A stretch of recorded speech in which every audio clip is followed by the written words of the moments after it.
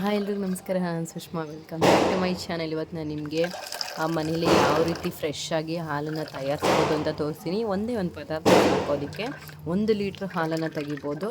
ಬನ್ನಿ ಹೇಗೆ ಅಂತ ನೋಡೋಣ. ಒಂದು ಅರ್ಧ ತೆಂಗಿನಕಾಯಿನ ತೊಗೊಂಡಿದ್ದೀನಿ. ತೊಗೊಂಡು ನಾನು ಚಿಕ್ಕದಾಗಿ ಅದನ್ನು ಕಟ್ ಮಾಡ್ಕೊಂಡಿದ್ದೀನಿ. ನೀವು ಬೇಕಾದ್ರೆ ತುರ್ಕೊಂಡು ಹಾಕೋಬೋದು. ನೋಡಿ, ಇದನ್ನು ಹಾಕಿ ನಾನು ಮಿಕ್ಸಿಗೆ ಪುಡಿ ಮಾಡ್ಕೊತಾ ಇದ್ದೀನಿ. ಇದನ್ನು ಚೆನ್ನಾಗಿ ನೀಟಾಗಿ ಪುಡಿ ಪುಡಿ ಮಾಡ್ಕೊತಾ ಇದ್ದೀನಿ. ನೆಕ್ಸ್ಟ್ ಇದಕ್ಕೆ ಸ್ವಲ್ಪ ನಾವು ಒಂದು 3/4 ಕಪ್ ಆಗೋಷ್ಟು ನೀರನ್ನು ಹಾಕಿ ಇದನ್ನು ನಾವು ನೀಟಾಗಿ ರುಬ್ಕೊಳ್ತಾ ಇದ್ದೀವಿ. ಇದು ನೀಟಾಗಿ ರುಬ್ಬಾದ್ಮೇಲೆ ಒಂದು ಪಾತ್ರೆ ಮೇಲೆ ಒಂದು ಕಾಟನ್ ಬಟ್ಟೆಯನ್ನು ಹಾಕಿ ರುಬ್ಕೊಂಡಿರೋವಂಥ ತೆಂಗಿನಕಾಯಿನ ನಾವು ಅದ್ರ ಮೇಲೆ ಹಾಕಿ ಚೆನ್ನಾಗಿ ಅದರ ಹಾಲನ್ನು ತೆಗಿಬೇಕಾಗುತ್ತೆ. ತೋರಿಸಿ ನಿಮಗೆ ಎಷ್ಟು ತಿಕ್ಕಾಗಿದೆ ತೆಂಗಿನಕಾಯಿ ಹಾಲು ಅಂತಂದರೆ ಅಷ್ಟೇ ತಿಕ್ಕಾಗಿದೆ. ನೋಡ್ತಾ ಇದ್ದೀವಿ, ಕಾಣಿಸ್ತಾ ಇದೆಲ್ಲ ನೋಡಿ ಎಷ್ಟು ತಿಕ್ಕಾಗಿದೆ ಅಂದರೆ ಯಪ್ಪ, ನೀವು ನಂಬೋದೇ ಇಲ್ಲ.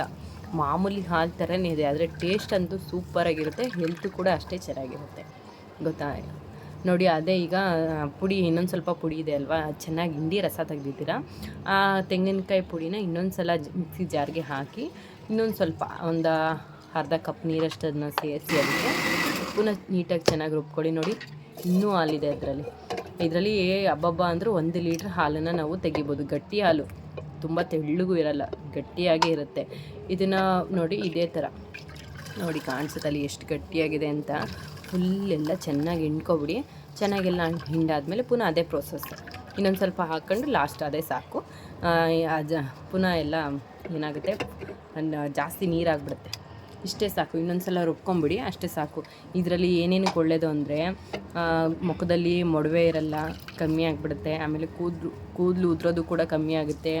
ಕಿಡ್ನಿ, ಲಿವರ್ ಯಾವುದೇ ಪ್ರಾಬ್ಲಮ್ ಇರಲಿ ಅದು ಕೂಡ ಕಮ್ಮಿ ಆಗುತ್ತೆ. ಆಮೇಲೆ ನಿಮ್ಮದು ಮುಖ ಸ್ವಲ್ಪ ಗ್ಲೋ ಆಗೋಕ್ಕೆ ಬರುತ್ತೆ.